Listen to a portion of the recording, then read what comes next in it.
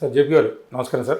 నమస్తే శ్రీనివాస్ గారు. సార్ అంటే నేను ముందు నా ఇంట్రోలో చెప్పినట్టు అంటే మొదటగా ఈ డీలిమిటేషన్ గురించి ఏదైతే ఉందో చంద్రబాబు నాయుడు గారు పై దాని గురించి చేద్దాం. ఆయన గతంలో ఒక 8-9 సంవత్సరాల క్రితం ఒక వ్యాఖ్యలు అయితే చేయడం జరిగింది. అంటే జనాభాని పెంచడానికి కావచ్చు, మరి ఏ రకంగా అన్నారో అప్పటికైతే అంతా నాయుడుజీ కామన్ మ్యాన్గా నాకైతే లేదు, మరి ప్రజలకు ఉందో లేదో అంటే కొంతవరకు అయితే లేదు. సో పిల్లల్ని ఎక్కువగా కనండి, పిల్లల్ని పెంచండి, ముగ్గురిని కనండి అవసరమైతే అని అన్నారు. ఆ వ్యాఖ్యలు చూస్తుంటే అంటే ఈ రోజున అది డీలిమిటేషన్కి ఏదైతే ఉందో అవసరం అవుతుందని ఆ ఉద్దేశంతో ఆయన ముందుగానే అన్నారా, దేనికి అన్నారో తెలియదు. ముందుగా అంటే దాని గురించి మాట్లాడిన తర్వాత ఈ డీలిమిటేషన్ ఎందుకు ఇప్పుడు తెరపైకి వచ్చింది, గతంలో అంటే 72 కావచ్చు, తర్వాత 2002లో ఇది చేయాలనుకున్నారు, ఎందుకు ఆగిపోయిందనే వివరాల గురించి మాట్లాడదాం. ముందుగా చంద్రబాబు నాయుడు గారి వ్యాఖ్యలు సరైనవి అంటారా, ఏం చెప్తారు మీరు? మనం కొంచెం నేపథ్యం అర్థం చేసుకోవాలి. 1800 సంవత్సరం అని కూడా మనం 100 కోట్ల జనాభాకి చేరలే మానవ సమాజం. 1800 నాటికి సుమారుగా 80 కోట్లు 90 కోట్ల మధ్య ప్రపంచ జనాభా అని చెప్పేది. బహుశా ఆనాడు మన దేశ జనాభా 15-20 కోట్లు ఉంటుంది, తెలియదు ఎవరికి, జనాభా లెక్కలు లేవు. 1900 నాటికి 160 కోట్ల జనాభా అయింది. అంటే సుమారుగా 100 ఏళ్ల కాలంలో రెట్టింపైంది. అదే గొప్ప విషయం. 100 ఏళ్ల కాలంలో రెట్టింపే ఆ రోజుల్లో చాలా గొప్ప విషయం. మామూలుగా 1000 ఏళ్ల కాలానికి రెట్టింపు అయ్యేది గతంలో. 1900 నుంచి 2000 నాటికి 100 ఏళ్ల కాలంలో ప్రపంచ చరిత్రలో, మానవాళి చరిత్రలో గత 1,00,000 సంవత్సరాల్లో 3000-2000 సంవత్సరాలు మాట్లాడలా, 1,00,000 సంవత్సరాల్లో ఈనాడు జరగని రీతిన 4 రెట్లు ప్రపంచ జనాభా పెరిగింది. 4 రెట్లు పెరిగింది. అదే రీతిన పెరుగుతూ వస్తే 21వ శతాబ్దంలో అలా పెరిగింది అనుకోండి.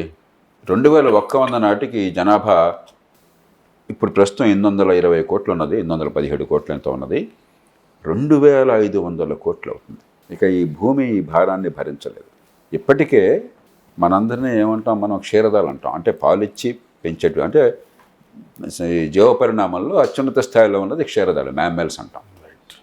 వెన్నెముక ఉన్న జంతువుల్లో 5 రకాలు ఉన్నాయి. ఒకటి చేపలు, రెండోది కప్పలు లాంటివి, భూమి మీద నీళ్ళలో కూడా నివసించగలిగేవి, మూడోది పాములు లాంటివి, రెప్టైల్స్ అంటాం, నాలుగోది పక్షులు, ఐదోది క్షీరదాలు. మన దృష్టిలో మనం అన్నిటికంటే పైన ఉన్నాం కదా, మిగతా అన్నింటినీ శాసించగలుగుతున్నాం కదా.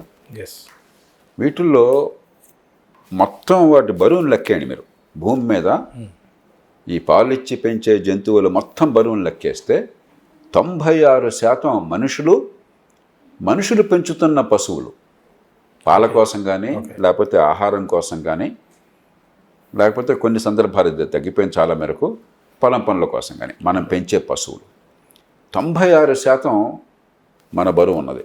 మిగతా అన్నీ ఏనుగులు, తిమింగలాలు, మరి జీవరాశులు, గబ్బిలం కూడా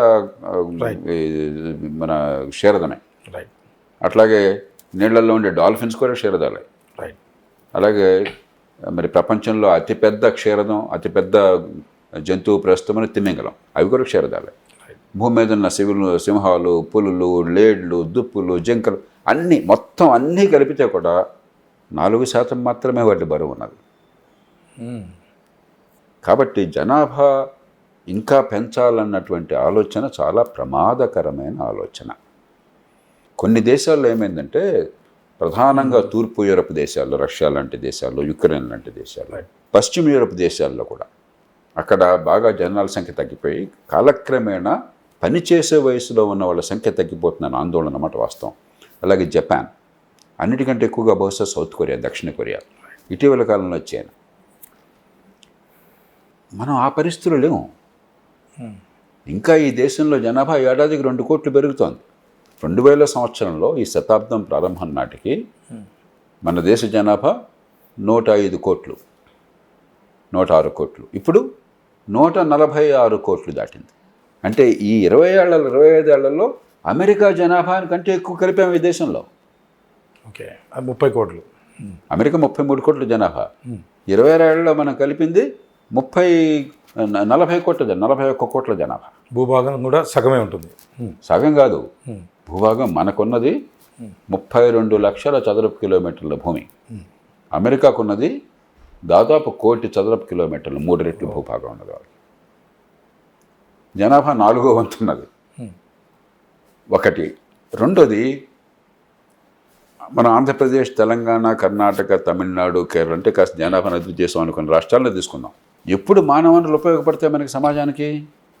మేధస్సు వికసించినప్పుడు. ఉన్న జనాభాకి ఈవేళ, ఉన్న పిల్లలకి మంచి ప్రమాణాల చదువు ఈ దేశంలో ఒక్క రాష్ట్రంలో కూడా అందించట్లా. నేను బహిరంగంగా ఘంటాపథంగా చెప్తున్నాను. పనికొచ్చే చదువు, బుద్ధి వికాసాన్ని ఇచ్చే చదువు, ప్రపంచానికి తయారు చేసే చదువు, నైపుణ్యాన్ని ఇచ్చే చదువు లెక్కేస్తే 100కి 20 మందికి మాత్రమే అందుతోంది ఈ దేశంలో. ఆ 20 మంది కూడా ప్రపంచ ప్రమాణంతో పోలిస్తే 100కి 1 అందుతోంది. ప్రపంచ స్థాయిలో 100కి 1 అందుతోంది. ఇంకో 15-20 మంది తల్లిదండ్రుల చలవ వల్ల, పిల్లల తెలివితేటల వల్ల, వెళ్ళిన స్కూళ్ళ వల్ల, అధ్యాపకుల ప్రయత్నం వల్ల ఇంకో 15-20% కాస్త పర్లేదు, వాళ్ళ స్థాయిలో లేకపోయినా తట్టుకుంటారన్న స్థాయిలో అందుతోంది. మిగతా 80% ఇవాళ ప్రపంచానికి కావాల్సిన ఏ రకమైన నైపుణ్యం లేదు. ఆంధ్రప్రదేశ్లో లేదు. నేను ఘంటాపథంగా చెప్తున్నాను. తెలంగాణలో లేదు. 18 ఏళ్ల కుర్రాడిని లేకపోతే అమ్మాయినో గడియారం చూసి టైం చెప్పు అంటే మన 2 రాష్ట్రాల్లో దేశం అంతా ఎట్లా ఉంది కాస్త అటు ఇటుగా. 100కి 45-50 మంది గడియారం చూసి టైం చెప్పలేరు.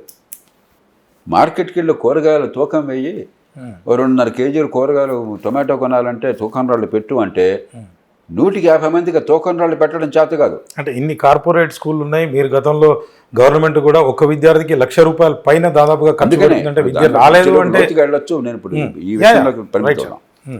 అంటే ఉన్న వాళ్ళకి పిల్లలు తక్కువ అనుకున్న బాధపడుతున్న మనం, రేపొద్దున పనిచేసే వయసులో ఎక్కువ మంది లేకుండా పోతారు ఆందోళన పడుతున్న మనం, ఉన్న వాళ్ళకి కనీస నైపుణ్యం, వాళ్ళకి బతకడానికి తగిన పరిజ్ఞానాన్ని ఇవ్వట్లా మనం.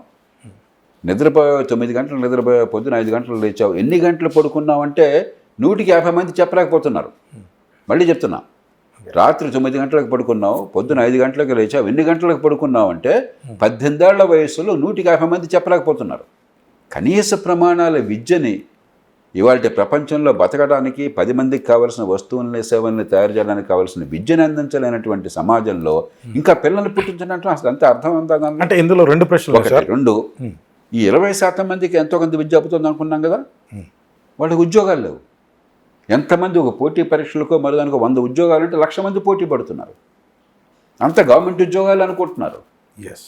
పార్టీలు కూడా, ఆంధ్రప్రదేశ్లో పార్టీలు కావచ్చు, మన ఎన్నికలకు ముందు తెలంగాణలో పార్టీలు కావచ్చు, జాబ్ క్యాలెండర్ ఒక ఆయన అంటాడు అదే పెద్ద ఉద్యమంలాగా, అది పెద్ద గొప్ప ప్రజలకు హామీలాగా. ఇంకొక ఆయన మెగా డిఎస్సి అంటాడు. అంటే ఏంటి? ప్రభుత్వోద్యోగాలు కొద్దిగా ఉన్నవి తప్ప ఇంకేమీ ఉద్యోగాలు లేవన్న భావాన్ని కలగజేశారు. అంటే ఉద్యోగాల సృష్టి లేదు. ఇలాంటి సమాజంలో ఉన్న వాళ్ళని ఉపయోగించుకోకుండా ఉన్న మానవ వనరులు, ఇప్పుడు మానవ వనరులు లేవని కదా ఇంకా పిల్లల కనమనేది, ఉన్న వనరులు ఉపయోగించుకోండి, మంచి విద్య అందించండి. ఆంధ్రప్రదేశ్లో ₹1,15,000 ఒక్కొక్క బిడ్డ మీద ఖర్చు పెడుతుంటే పాఠశాలకు వెళ్ళే బిడ్డల మీద, నేను చెప్పిన వాస్తవాలు కాదని చెప్పండి. అంటే కాదని చెప్పండి. లేదండి జేపీ గారు కొంచెం మీకు అసలు ఫీల్డ్ లెవెల్లో క్షేత్రస్థాయిలో ఏం జరుగుతుందో మీకు తెలియటం లేదు, మా పిల్లలు ప్రపంచ స్థాయిలో నేర్చుకుంటున్నారు, ఏం ఇబ్బంది లేదు, ఇవాళ ఉద్యోగాలు ఇబ్బడిబొబ్బడిగా ఉన్నాయి, దాని తగ్గ ఉద్యోగాల కోసం పనిచేసే మనుషులు లేరు, మమ్మల్ని ఏం చేయమంటారని కూడా ఆలోచిద్దాం. భూమి సంగతి ఏమవుతుందో తర్వాత చూద్దాం.